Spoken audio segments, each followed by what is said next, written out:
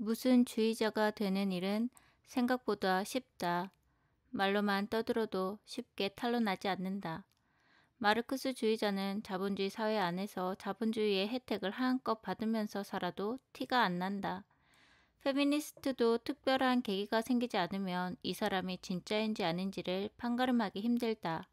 자칭 진보주의자이면서 삶은 지극히 보수적으로 사는 얼치기 좌파는 또 얼마나 많은가. 환경단체에서 일하는 자칭 환경주의자들도 손쉽게 합리화를 한다.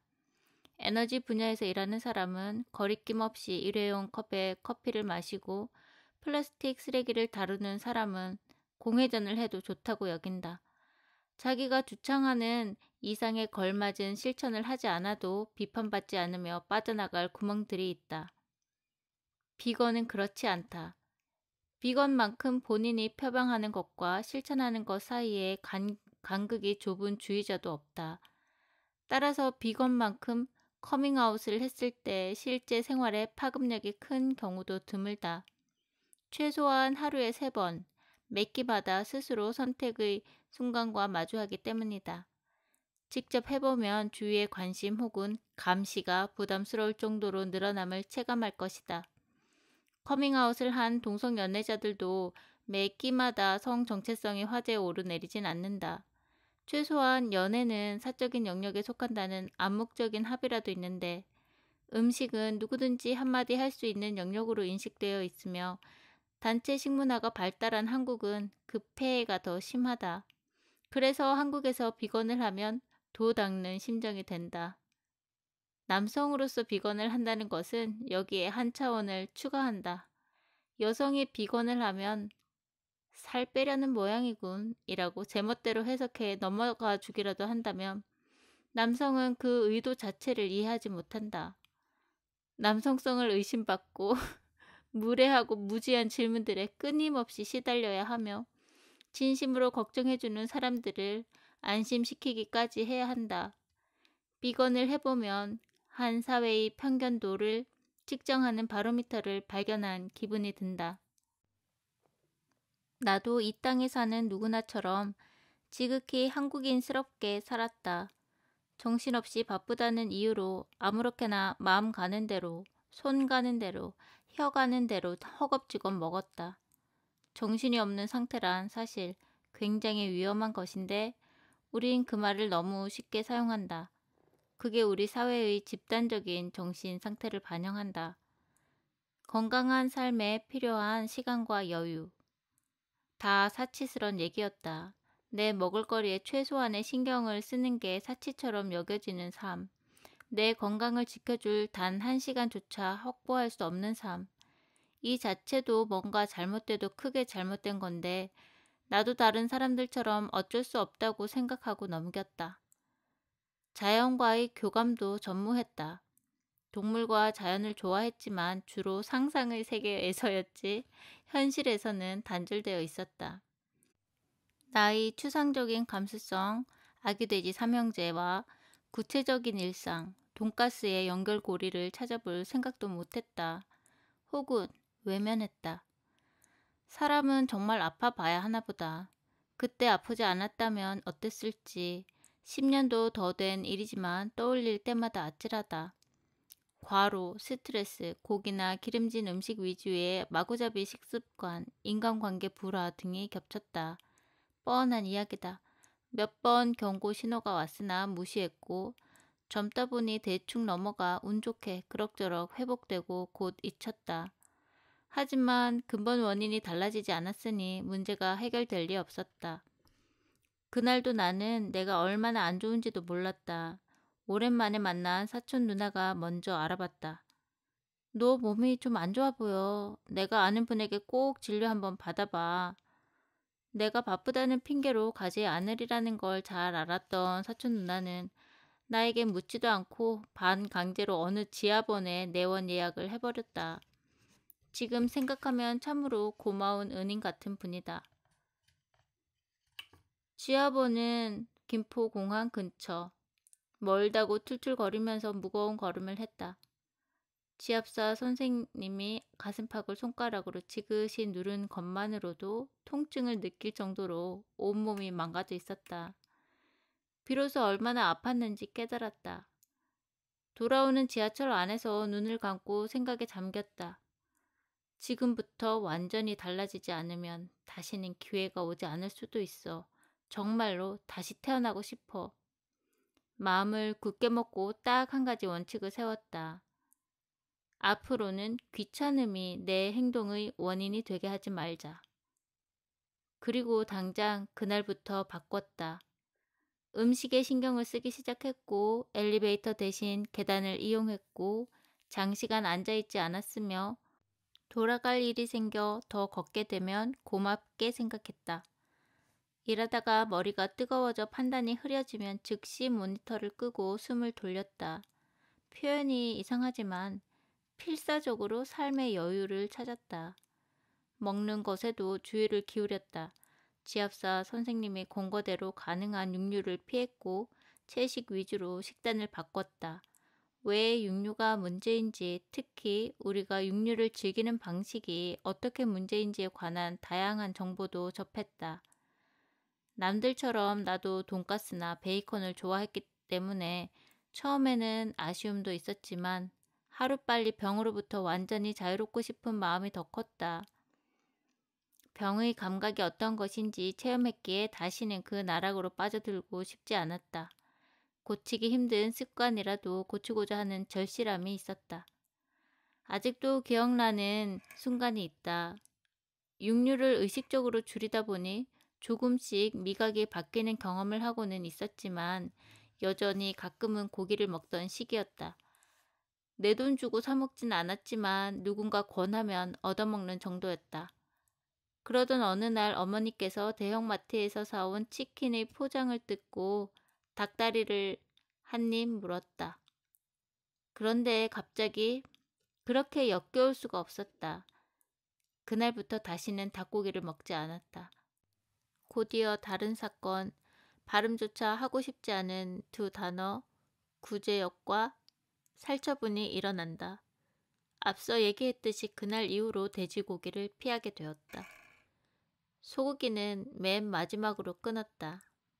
우연히 충청남도로 놀러 갔다가 농장에서 소의 눈동자를 본 적이 있다. 송아지는 아니었고 청년소 정도 됐던 것 같아. 눈망울이 그렇게 맑을 수가 없었는데 나를 뚫어져라 응시했다. 자신을 생명으로 바라보는 인간을 처음 보는 것 같은 그 시선이 잊혀지지 않는다. 나는 동물들이 말을 못한다는 말을 믿지 않는다. 인간의 언어를 쓰지 않을 뿐 그들은 그들만의 방식으로 시끄러운 인간들보다 훨씬 더 많이 효과적으로 깊이 전달한다. 착하고 순수한 소야, 너는 또 어디서 도살되어 누구의 뱃속으로 들어갔을까?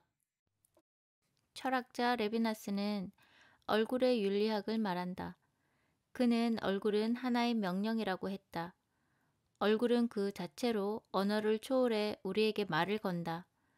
나를 사랑하라. 나를 죽이지 마라. 형제여, 자매여. 모든 얼굴은 그렇게 말을 한다. 사형대에서도 사형수의 얼굴을 똑바로 쳐다보면서 죽일 수 있는 사람은 없다. 그래서 눈을 가리고 처형을 한다. 우리는 얼굴에 있는 것을 먹는 꺼림칙함을 본능적으로 안다. 얼굴이 있는 동물들을 마주 보면서 죽이고 먹는다는 것은 사실 웬만한 인간이 정신이 똑바로 든 상태로 할 수 있는 게 아니다.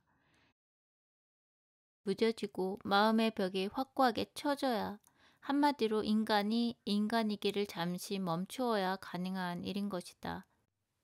소, 돼지, 닭과 같은 대표적인 가축들 이외에도 우리가 얼마나 많은 동물들에게 상상도 못할 고통과 피해를 입히고 있는지, 환경과 건강에 어떤 영향을 주고 있는지 깨달은 건 그 다음에 차차 일어난 일들이다.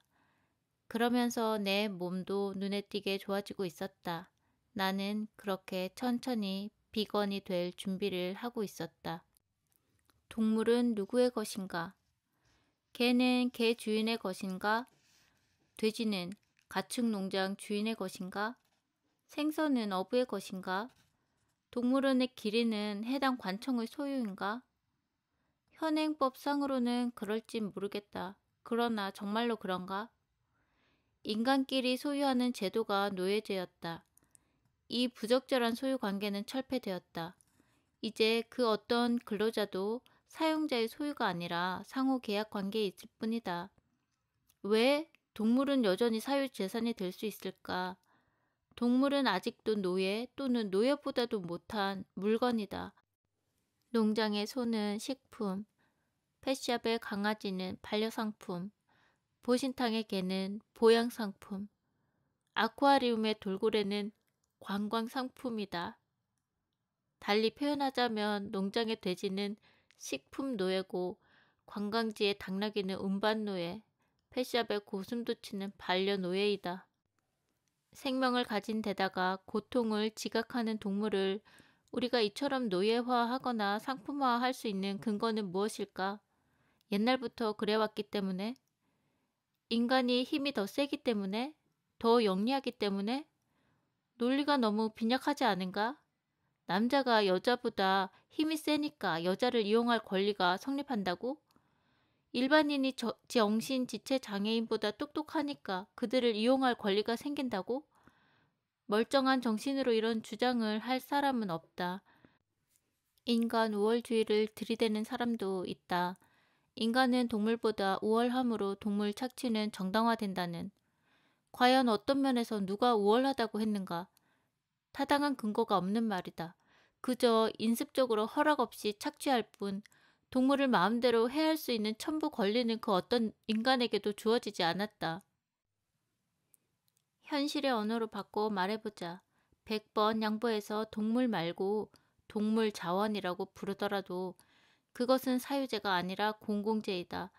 지리산의 반달가슴곰 한 마리, 동해의 명태, 제주 앞바다의 돌고래 한 마리. 발견한 사람이 임자가 아니다. 개인이 마음대로 할 수 없으며 동물의 운명을 결정하려면 공론장의 합의가 필요하다. 민주적 절차를 거쳐 돌고래 제도리처럼 바다에 풀어줄 수도 있다. 특히 그 자원의 관리를 맡은 이들이 책임을 완수하지 못한 경우에는 다른 이들이 더 적극적으로 참견할 수 있다. 아이도 부모가 제대로 관리를 못하면 국가나 이웃이 개입하는 논리와 같다. 야생동물뿐만 아니다. 가축동물을 먹는 과정에서 윤리적, 환경적, 건강적으로 엄청난 영향이 발생한다. 반려동물도 키우는 과정에서 사회에 큰 영향을 끼친다. 두 종류의 동물 모두 그들의 사육이 사회 전반에 끼치는 파급 효과가 사적 영역을 뛰어넘기 때문에 공공의 개입을 일정 부분 받아들일 수밖에 없다.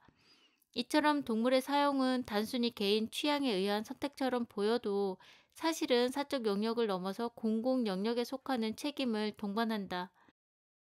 공공성을 자각하면 내가 뭘 먹든 남이 왜 상관이냐는 단순 논리는 통하지 않는다.